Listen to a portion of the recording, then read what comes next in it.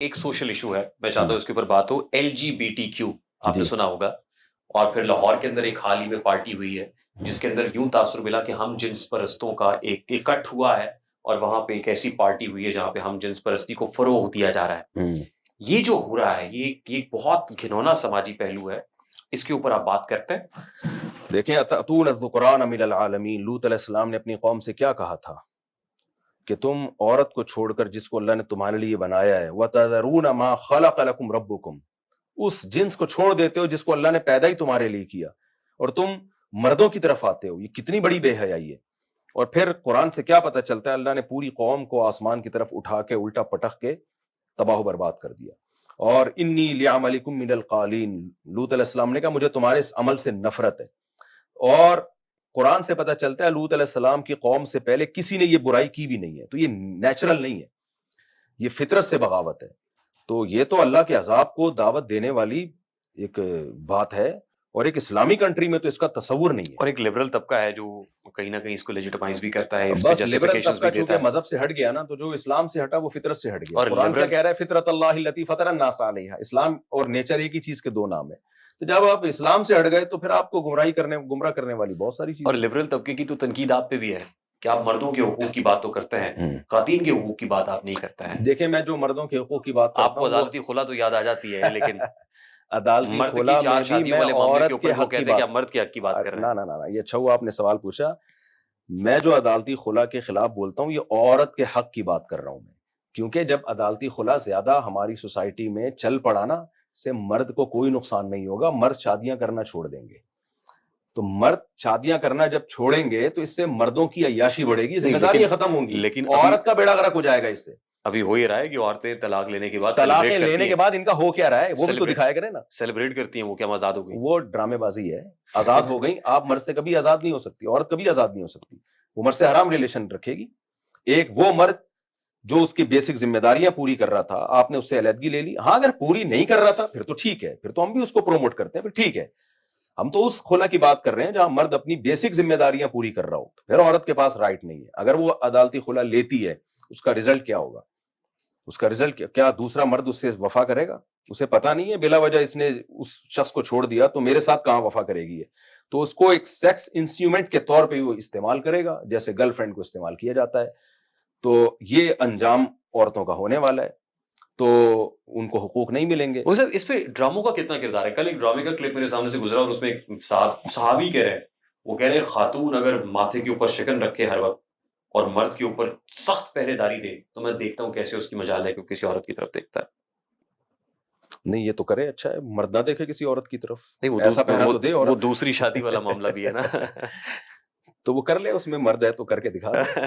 عورت کی تو فطرت ہے، وہ تو ظاہر ہے مرد کو وہ کرے گی، یہ تو غلط چیز نہیں ہے، تو ٹھیک ہے۔ لوگ مجھے کہتے ہیں میری بیوی مجھے دوسری کی اجازت نہیں دے رہی، تو میں کہتا ہوں یہ ایسے ہے، قربانی کا بکرا آپ میرے پاس آئے کہ قربانی کا بکرا ذبح ہونے کے لیے لیٹ نہیں رہا، بھائی تیرے میں تب پڑے تو لٹا دے اس کو، نہیں تو بکرا نہیں لیٹے گا۔ تو عورت تو نہیں چاہتی کہ میرے اوپر سوکن آئے۔ یہ اسلام نے جو مرد کو 2 شادیوں کی اجازت دی ہے، یہ اجتماعی فائدے کے لیے دی ہے، یعنی جہاں ایک اجتماعی ضرر ہو تو انفرادی نقصان کو برداشت کیا جاتا ہے۔ وہ نقصان کس کے حصے میں آیا؟ دیکھیں نقصان تو ہوتا ہے عورت کو، یعنی اس کے نا، ظاہر ہے، اسی لیے لوگ کہتے ہیں کہ آپ عورت کے حقوق کی بات نہیں کرتے، عورت کا تو نقصان ہی نقصان جس سے شادی کر رہا ہے تو وہ بھی تو عورت ہی ہے نا، ہم تو جمشید سے شادی کے قائل تھوڑی ہیں، وہ بھی تو عورت ہی ہے نا۔ ایک عورت ایک مالدار آدمی کی ساری جائیداد اور سارا نان نفقہ ایک عورت چوس لے، اس سے بہتر نہیں ہے کہ شیئرنگ پہ ہو، یعنی اس مرد کے مال میں دوسری عورتیں بھی شریک ہوں۔ یعنی ایک عورت سونے کے نوالے کھا رہی ہے، مالدار ہونا بھی ایک کمپوننٹ ہے۔ ایک عورت سونے کے نوالے کھا رہی ہے اور دوسری کو کھانے کو روٹی بھی نہیں مل رہی، وہ مرد تلاش کر رہی ہے، وہ اپنی جائز خواہش بھی پوری نہیں کر سکتی، تو یہ ظلم نہیں ہے کیا؟ باقی مالدار ہونا، اس لیے میں کہہ رہا ہوں کہ مالدار کے لیے کو رشتے ملنا آسان ہے، مالداروں کے لیے رشتے ملنا آسان ہے، اس لیے میں مالداروں کو زیادہ تڑیاں لگاتا ہوں کہ تم تو کرو، تمہاری دولت ایک عورت کی ہو، تم 3 غریب عورتوں کو گھر بسا سکتے ہو، اور بسائے بہت سے لوگوں نے، طلاق یافتہ بیوہ عورتوں سے شادی کیا، ان کو فلیٹ لے کے دیا، ان کو گاڑی لے کے دی، ان کو جیب خرچی باندھ دی، تو ان عورتوں کے تو مزے ہو گئے، اور اگر یہ نہ کرتے تو بیڑا غرق ہو جاتا ان کا۔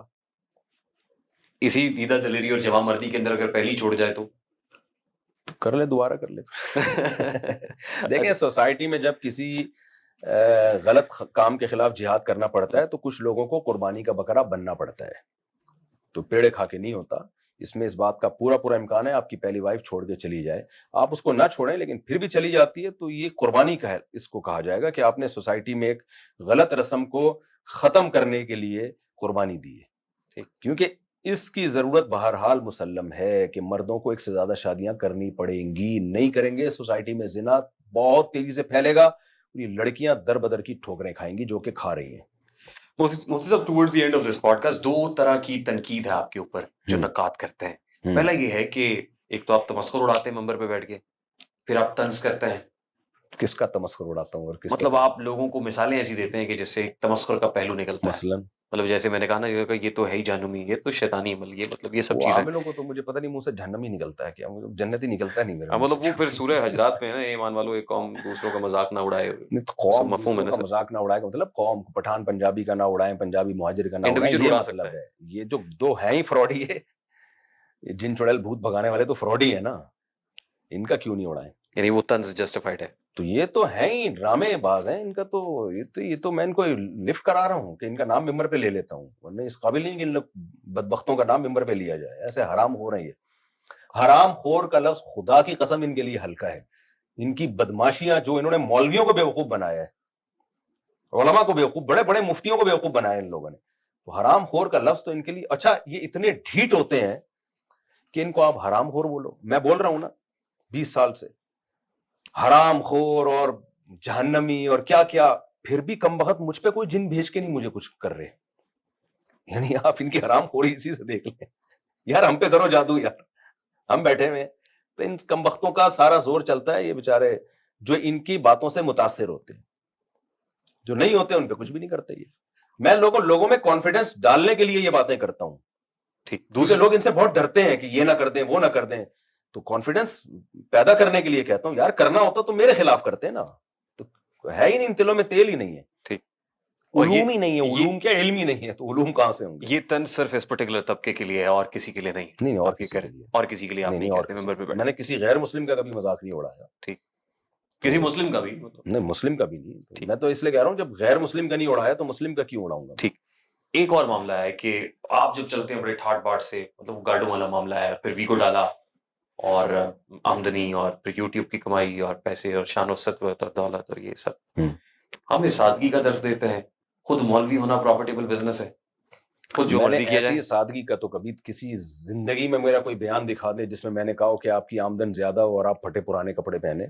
سلیمان علیہ السلام کے واقعات تو میں 20 دفعہ بیان کر چکا ہوں. ان کے پاس دولت تھی, ان کا تخت ایسا شاہی کہ ملکہ سبا جب آئی ہے تو وہ سمجھی کہ کوئی پول ہے, پانی ہے یہ, اور اس نے اپنے پائنچے اوپر کر لیے, تو انہوں نے بتایا یہ فرش ہے, یہ تو وہ کتنی لگژری لائف تھی. آپ نے کیسے جسٹیفائی کر دیا. حدیث میں آتا ہے, نبی صلی اللہ علیہ وسلم نے فرمایا ان اللہ یحب ان یرا اثر نعمته علی عبده, اللہ چاہتے ہیں کہ جب اللہ نے تمہیں پیسہ دیا ہو تو وہ تمہارے لباس پوشاک سے جھلکے ہو. دیکھیں نا اب یہ لگژری کی جسٹیفیکیشن ہے. اچھا, یہ لیکن ایک جو لگژری غریب آدمی ہے وہ یہ کوئی اتنی بڑی چیز نہیں ہے. جو بیچارہ غریب آدمی ہے وہ تو آپ سے بہت دوری محسوس کرے گا نا. نہیں, میرے زیادہ یہ سارے غریب غربا ہی بیٹھے ہیں میرا حلقہ زیادہ غریبوں میں ہی ہے.